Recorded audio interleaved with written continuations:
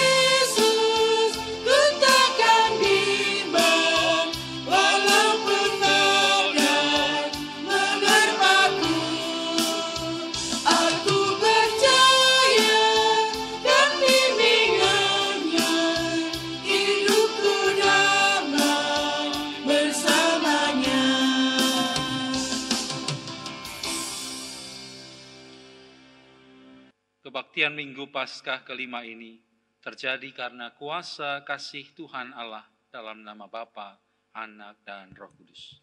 Amin.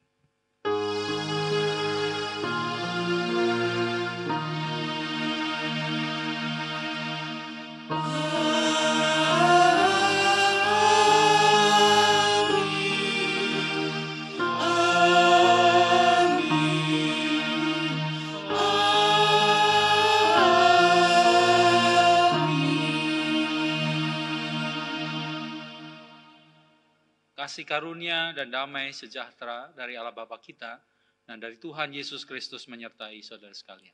Dan menyertai saudara juga. Selamat hari Minggu Bapak Ibu, saudara yang kasih oleh Tuhan.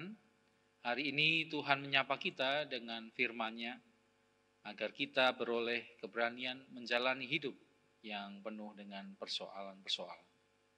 Kasih setia-Nya memelihara kehidupan kita hari demi hari. Karena itu marilah kita arahkan hati kita kepadanya dalam kebaktian pada saat ini.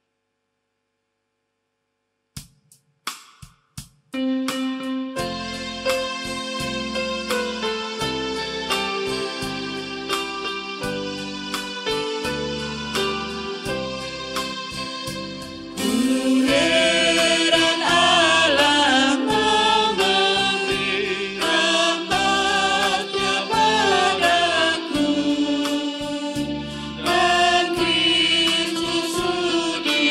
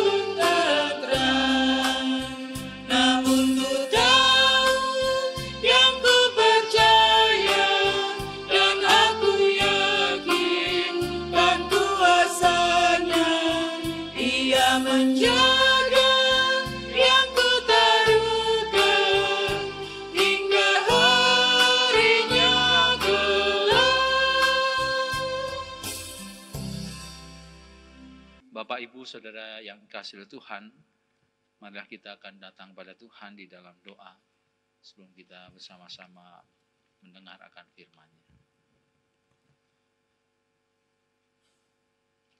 Bapa kami yang ada di dalam kerajaan surga yang mulia, pada saat ini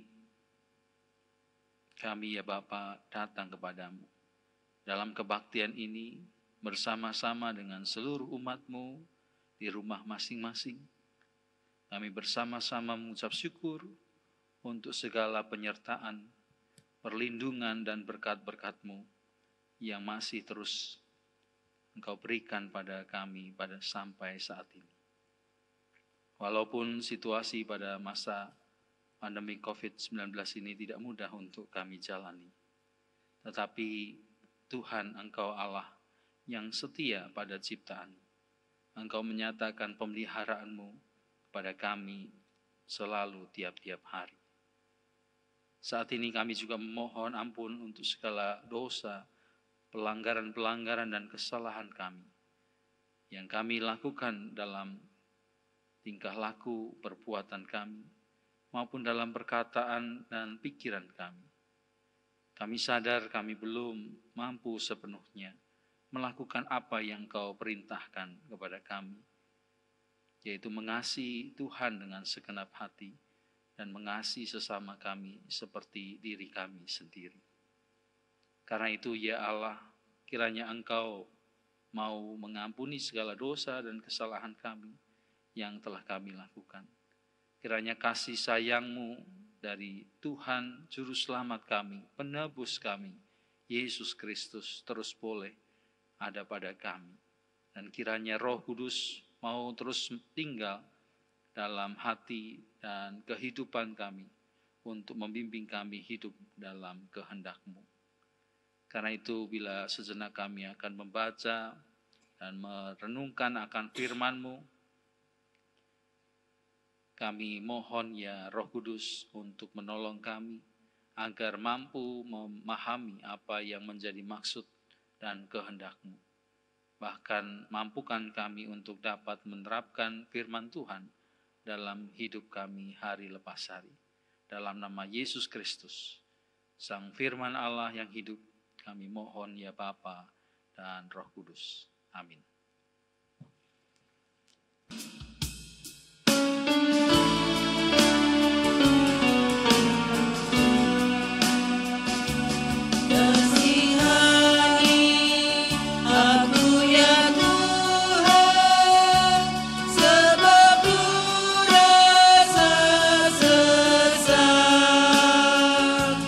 Selamatkanlah aku ya Tuhan.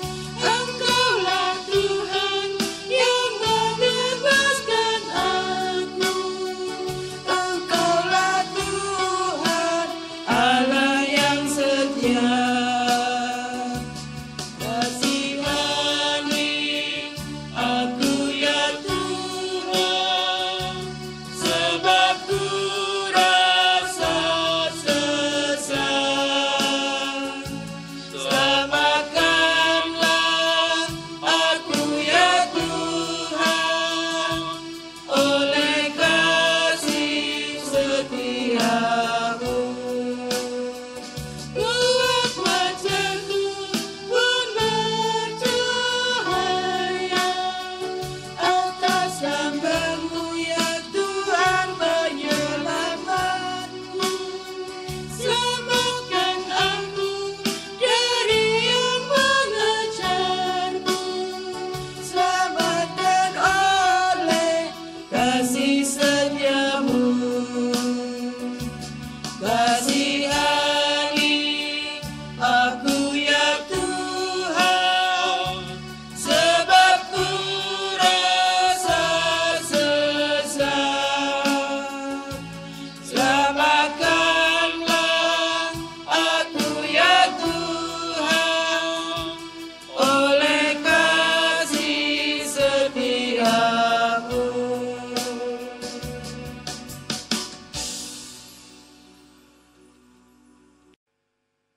Injil Yesus Kristus terambil dari Yohanes pasal yang ke-14,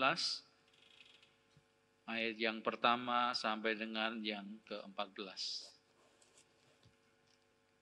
Janganlah gelisah hatimu, percayalah kepada Allah, percayalah juga kepadaku. Di rumah Bapakku banyak tempat tinggal. Jika tidak demikian, tentu aku mengatakannya kepadamu. Sebab aku pergi ke situ untuk menyediakan tempat bagimu. Dan apabila aku telah pergi ke situ dan telah menyediakan tempat bagimu, aku akan datang kembali dan membawa kamu ke tempatku, supaya di tempat di mana aku berada, kamu pun berada.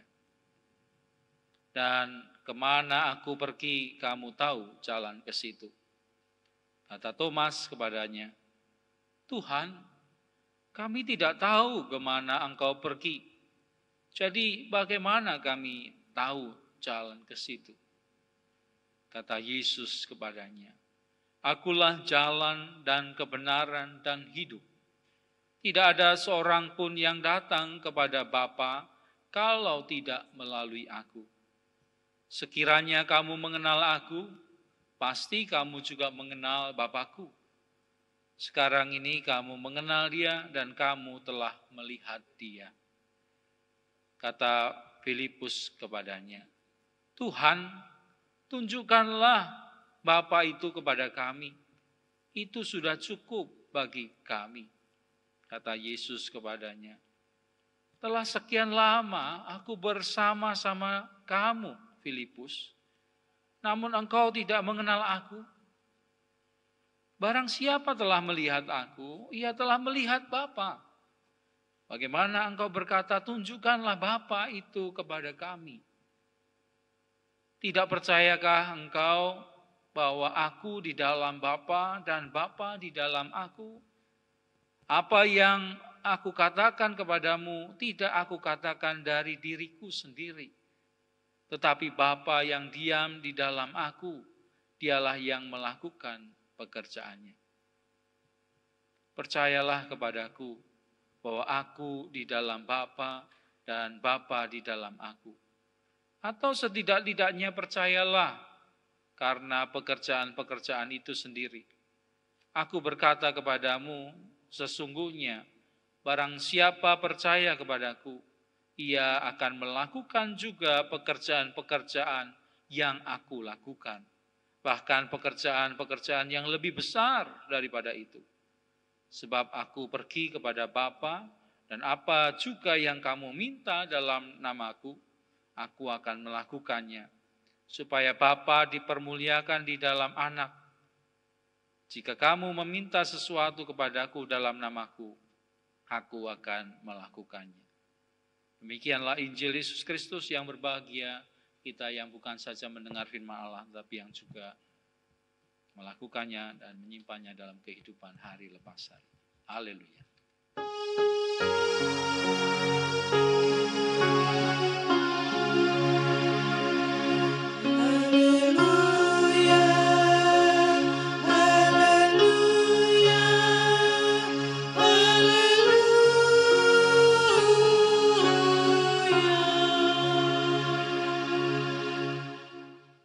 Bapak, Ibu, Saudara yang dikasihi oleh Tuhan Yesus Kristus, banyak orang yang beranggapan bahwa keberanian atau keteguhan seseorang diuji dengan apakah dia berani mati. Sehingga banyak pertanyaan, siapa yang berani mati? Memang saudara, banyak orang, bahkan hampir semua orang gentar dengan misteri kematian. Tetapi apakah keberanian hanya dibuktikan dengan keberanian seseorang menghadapi kematian? Saudara, WHO mencatat bahwa setiap tahun ada sekitar 800.000 orang yang melakukan bunuh diri. Di mana yang paling sering dilakukan oleh usia muda antara usia 15 tahun sampai 24 tahun. Itu artinya setiap 40 detik ada satu orang yang meninggal dunia karena bunuh diri. Angka tersebut menempatkan bunuh diri sebagai penyebab kematian terbanyak kedua di dunia. Suatu angka yang sangat memprihatinkan dan mengkhawatirkan. Ternyata ada banyak orang yang lebih memilih kematian daripada hidup. Jadi apakah pertanyaan siapa yang berani mati menjadi persoalan dan tantangan bagi mereka? Saya rasa pertanyaan yang lebih menantang dan menjadi persoalan bagi mereka adalah siapa yang berani hidup. Oleh karena itu, saudara, sesungguhnya dalam menjalani kehidupan di dunia ini, kita juga membutuhkan keberanian. Firman Tuhan yang kita baca pada saat ini sungguh menarik. Karena ini adalah termasuk wejangan atau pesan-pesan Tuhan Yesus kepada murid-muridnya pada saat-saat akhir sebelum Tuhan Yesus ditangkap untuk disalibkan. Tuhan Yesus berpesan kepada murid-muridnya agar mereka tidak perlu gelisah dan takut. Tuhan Yesus meminta kepada mereka untuk percaya kepadanya. Di dalam ayat 2 sampai dengan 3, Tuhan Yesus berkata bahwa ada banyak tempat di rumah Bapa-Ku. Tuhan Yesus pergi untuk menyediakan tempat bagi mereka, dan pada saatnya nanti Tuhan Yesus akan datang kembali kepada mereka dan membawa mereka ke rumah Bapa. Banyak orang segera mengartikan bahwa rumah Bapa itu sebagai surga. Karena di dalam doa Bapa kami dikatakan Bapa kami yang di surga. Hal ini tentu tidak salah, saudara. Dan memang betul Tuhan Yesus berkata tentang surga yang akan disediakan oleh Tuhan Yesus bagi murid-muridnya dan bahkan semua orang yang percaya kepadanya. Karena itu, saudara, seringkali dalam kebaktian pemakaman atau kremasi atau kebaktian penghiburan, bagian firman Tuhan ini sering dibacakan untuk menguatkan keluarga yang menghadapi masa duka cita karena kematian. Tetapi apakah sesungguhnya Tuhan Yesus hanya berbicara tentang surga atau kehidupan setelah kematian? Sesungguhnya bila saudara perhatikan konteks dan kerangka besar yang ada, justru Tuhan Yesus sedang menguatkan dan memberikan peneguhan kepada murid-muridnya untuk berani menjalani kehidupan mereka sebagai murid-murid Tuhan Yesus di dunia ini. Sebagai murid-murid Tuhan Yesus, minta untuk berani menjalani kehidupan di dalam dunia. Walaupun mereka tidak bisa lagi melihat Tuhan Yesus secara fisik. Menjalani kehidupan sebagai murid-murid Tuhan Yesus memang tidak mudah, saudara. Banyak tantangan yang harus dihadapi. Bahkan juga ancaman kematian yang membayangi. Karena itu, saudara, berita tentang di rumah Bapa ada banyak tempat, justru mau mengajak murid-murid lebih berani menjalani kehidupan di dunia ini dan tidak usah merisaukan surga. Tuhan Yesus menyediakan bagi murid-muridnya, orang-orang percaya yang mengasihinya, untuk tinggal bersama-samanya di surga. Tuhan Yesus menegaskan kepada murid-muridnya bahwa mereka akan ada bersama-sama dengan Tuhan Yesus. Oleh karena itu, saudara, sesungguhnya yang ingin ditegaskan Tuhan Yesus adalah kita harus berani menghadapi kehidupan di dunia ini. Yang kedua, saudara, Tuhan Yesus berkata, "Akulah jalan dan kebenaran dan hidup. Tidak ada seorang pun yang datang kepada Bapa kalau tidak melalui aku." Saudara, di sini sekali lagi Tuhan Yesus mau berbicara tentang kehidupan yang sejati. Tuhan Yesus bukan sekedar menunjuk jalan, tetapi Dia sendiri itu adalah jalan.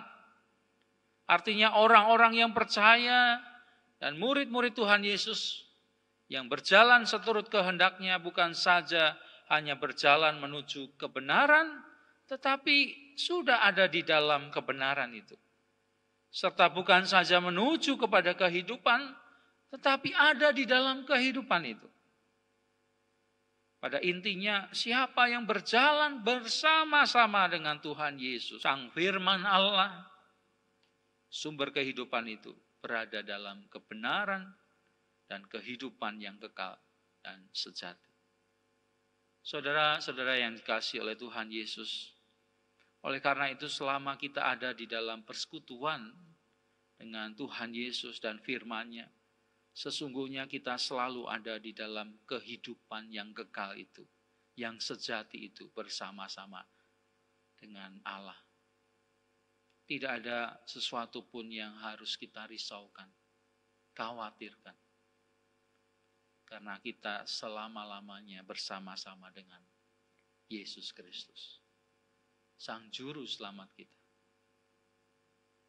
Bersekutu dengan Tuhan Yesus artinya menjadikan Yesus Kristus, Sang Firman Allah sebagai pegangan, pembimbing dalam kehidupan kita. Ketika kita berjalan bersama Yesus, kita berjalan mengikuti apa yang menjadi kehendak-Nya, melakukan apa yang difirmankannya, sehingga ada kesatuan dan kekompakan yang indah antara kita dengan Kristus. Tuhan Yesus dalam kehidupannya di dalam dunia ini, Dia memberikan teladan yang konkret pada murid-muridnya. Di mana Tuhan Yesus selalu ada di dalam persekutuan dengan Bapa. Aku di dalam Bapa dan Bapa di dalam aku.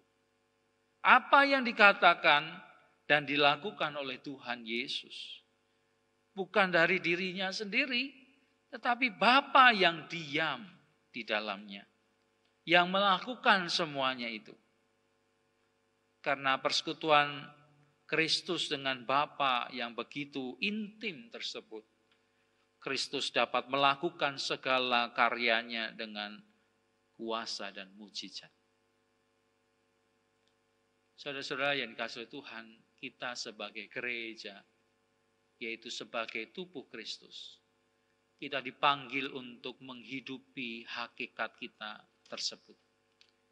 Di mana gereja sebagai tubuh Kristus bergerak, berjalan, beraksi seperti yang Yesus Kristus kehendaki dan lakukan di dalam dunia ini. Hal ini sekali lagi dapat terjadi bila kita sebagai gerejanya mau selalu kompak bersatu untuk mendengarkan dan mentaati apa yang dikehendaki Kristus, kepala dari kita, gerejanya. Karena itu tidak heran kalau Tuhan Yesus berkata pada murid-muridnya bahwa siapa yang percaya kepada Tuhan Yesus, ia akan melakukan juga pekerjaan-pekerjaan yang Yesus lakukan. Selanjutnya, Tuhan Yesus juga menegaskan pada murid-muridnya, bahwa murid-muridnya dan mereka yang percaya kepadanya, yaitu gerejanya, akan dimampukan melakukan pekerjaan-pekerjaan seperti yang dilakukan Tuhan Yesus. Bahkan lebih besar dan lebih luas lagi dalam kehidupan ini. Mengapa? Karena Tuhan Yesus mau menjadi juru syafaat kita bagi gerejanya. Supaya pekerjaan-pekerjaan Allah dalam dunia ini boleh tetap nyata dirasakan oleh umat manusia dan bumi ini. Saudara-saudara yang kasihi oleh Tuhan Yesus, dalam kehidupan di dunia ini kita mungkin menghadapi persoalan-persoalan dan tantangan, bahkan hambatan yang tidak sedikit, yang dapat membuat kita gentar, khawatir, takut, bahkan putus asa. Sehingga ada istilah mati takut, hidup segan, dan tidak bergairah. Belum lagi tantangan-tantangan yang harus dihadapi sebagai orang-orang yang mengikut Kristus, yang tidak ringan. Karena kita sebagai murid-muridnya harus memikul salib dalam mengikut Yesus Kristus. Tetapi saudara, sebagai orang-orang yang percaya, marilah kita selalu mengingat apa yang menjadi sabda Yesus Kristus, Tuhan kita. Di mana Tuhan Yesus berpesan kepada kita untuk tidak perlu takut menghadapi kerasnya tantangan dan hambatan kehidupan dalam mengikut Kristus. Tetapi tetaplah percaya dan setialah kepada Kristus, Tuhan dan Juru Selamat kita. Ia selalu mengasihi dan merindukan kita untuk bersekutu dengannya. Dimanapun dia berada, Tuhan ingin kita berada bersama-sama dengannya. Janganlah takut, Tuhan mengasihi kita. Yang kedua, marilah kita sebagai tubuh Kristus mau terus kompak, bersatu untuk mendengarkan, mentaati, dan melakukan apa yang dikehendaki Kristus.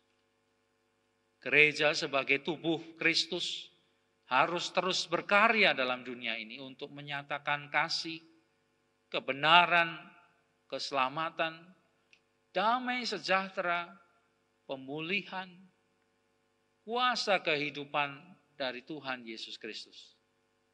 Setiap orang yang percaya dan mengasihi Tuhan Yesus Kristus serta tinggal di dalam persekutuan dengan Kristus pasti juga akan melakukan pekerjaan-pekerjaan yang dilakukan Kristus, Tuhan kita.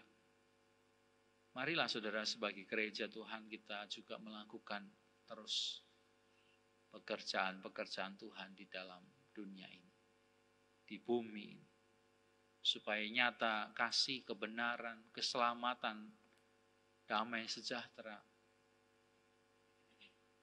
kasih dan pemulihan dari Allah bagi dunia ini. Yang berikutnya saudara, percayalah bahwa Tuhan akan memampukan saudara untuk melakukan apa yang menjadi pekerjaan-pekerjaan Tuhan dalam dunia ini. Tuhan Yesus mau terus menjadi pendoa syafaat bagi kita semua. Apa yang kita minta dan butuhkan di dalam melakukan pekerjaan-pekerjaan Tuhan akan Tuhan tetapkan pada kita. Tuhan akan memampukan kita untuk melakukan pekerjaan-pekerjaan itu. Saudara, saya mau mengakhiri dengan sebuah cerita. Fanny J. Crosby dilahirkan sebagai seorang bayi perempuan yang sehat dan lucu di New York pada tanggal 24 Maret 1820.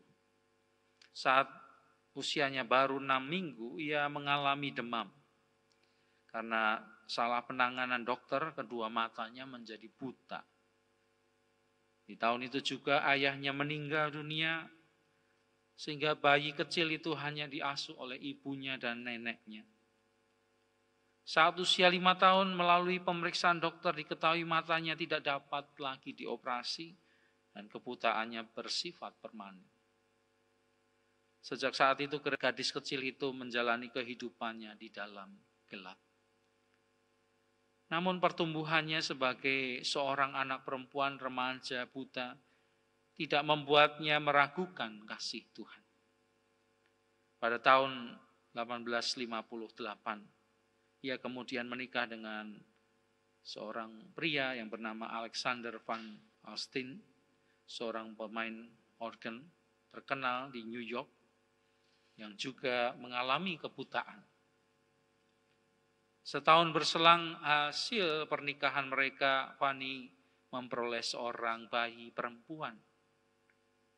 Namun malang, saudara, hanya beberapa saat saja bayi itu kemudian meninggal.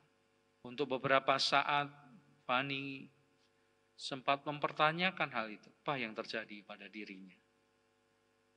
Akan tetapi perlahan ia yakin bahwa meski hal yang dihadapinya itu berat, tetapi ia tahu pasti bahwa putri kecilnya sudah selamat di tangan Tuhan. Kerelaannya menghadapi kematian putrinya menginspirasi Fanny Crosby untuk menciptakan lagu Safe in the Arms of Jesus. Selamat di tangan Yesus. Pada akhirnya, saudara, Fanny Crosby bukan saja rela menghadapi kematian putrinya, tetapi ia juga berani menjalani kehidupan ini kembali. Keberaniannya untuk terus menjalani hidup ini menjadikan Fanny Crosby seorang yang paling subur dalam dunia musik gerejawi. Ia mengubah hampir 8.000 lagu hymns gereja dan dijuluki Ratu Penulis Lagu Gospel. Saudara, kisah hidup dari Fanny Crosby biarlah menginspirasi kita untuk menjalani kehidupan ini dengan selalu percaya akan kasih Tuhan yang menyertai kita.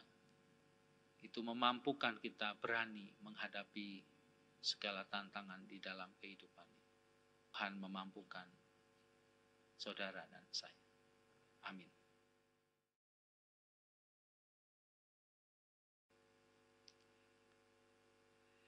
Bersama-sama dengan umat Tuhan di sepanjang segala abad, marilah dengan berdiri kita ucapkan pengakuan iman rasuli. Hendaklah masing-masing berkata demikian.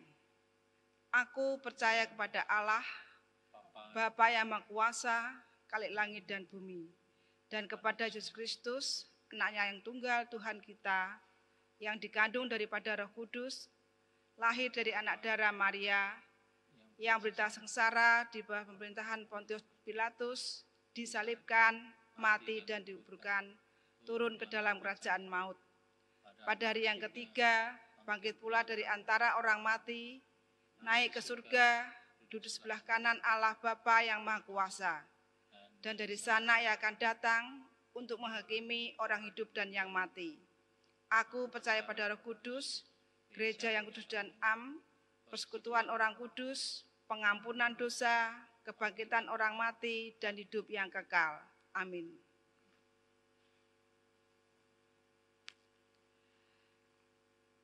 Saudaraku, apabila saudara rindu untuk memberikan persembahan syukur kepada Tuhan, silakan saudara mengumpulkan persembahan saudara di rumah masing-masing, dan kita akan bawa persembahan itu ke rumah Tuhan bersama-sama besok saat kita dapat kembali beribadah di gereja. Atau saudara dapat mengirim persembahan saudara ke rekening GKI Lasem Bank Mandiri dengan nomor 1350901300871. Sebagai dasar persembahan pada hari ini dari Roma 11 ayat yang ke-36.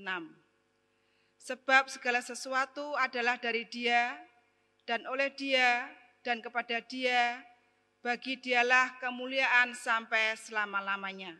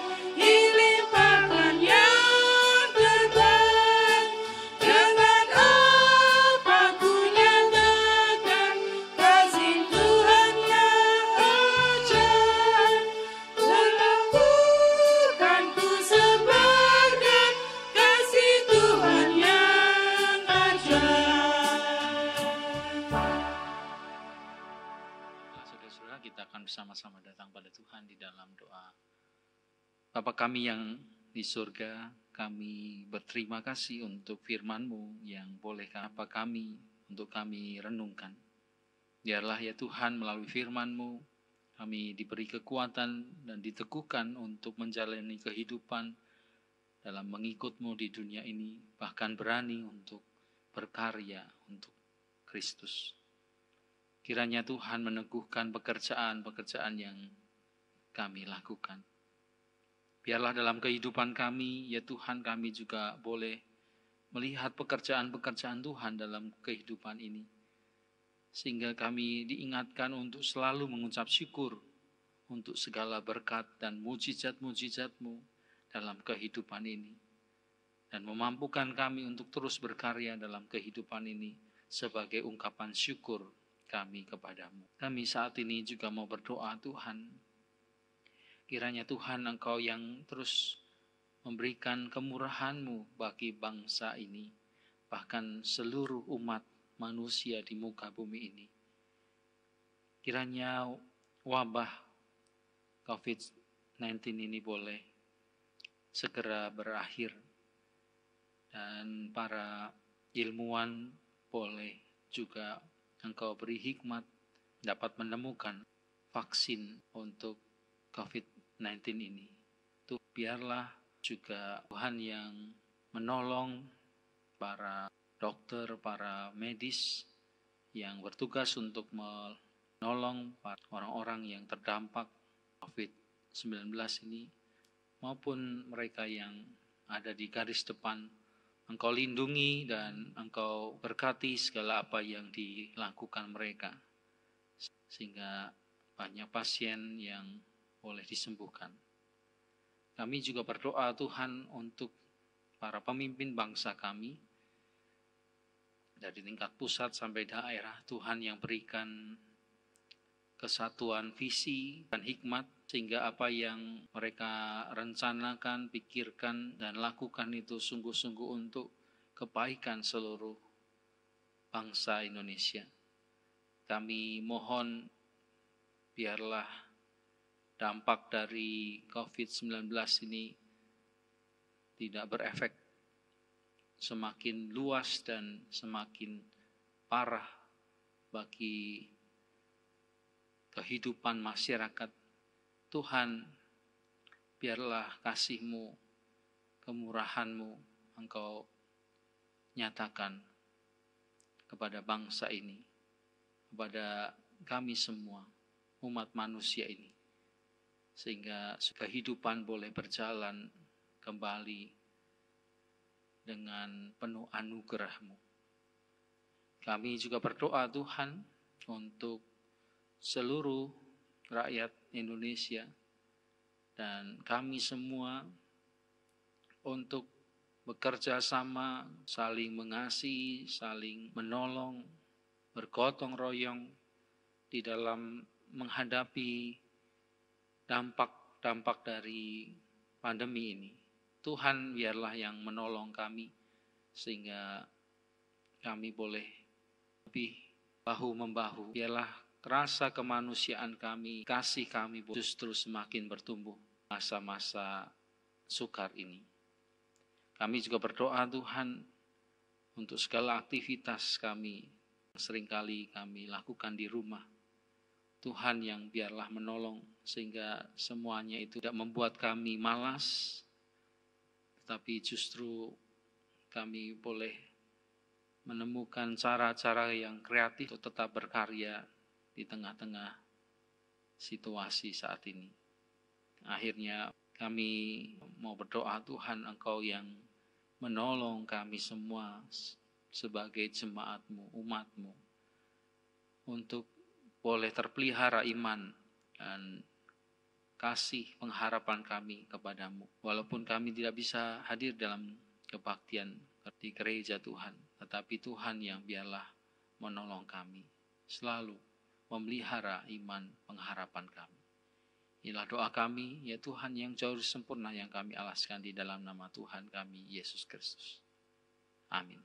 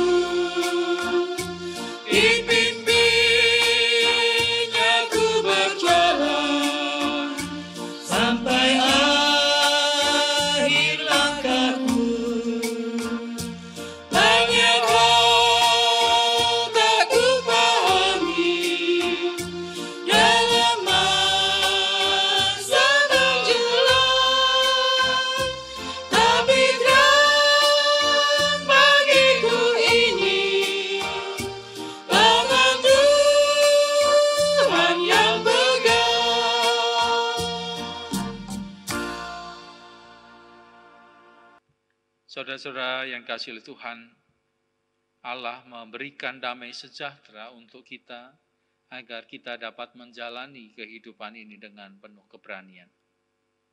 Baik dalam suka maupun duka, kita harus tetap beriman teguh dan jangan goyah. Tuhan pasti memimpin kita. Marilah kita bersama-sama menerima berkat dari Tuhan. Kiranya Allah damai sejahtera yang oleh darah perjanjian yang kekal telah membawa kembali dari antara orang mati Gembala Agung segala domba, yaitu Yesus Tuhan kita. Kiranya memperlengkapi kamu dengan segala yang baik untuk melakukan kehendak-Nya dan mengerjakan di dalam kita apa yang berkenan kepadanya. Oleh Yesus Kristus, bagi Dialah kemuliaan sampai selama-lamanya. Amin.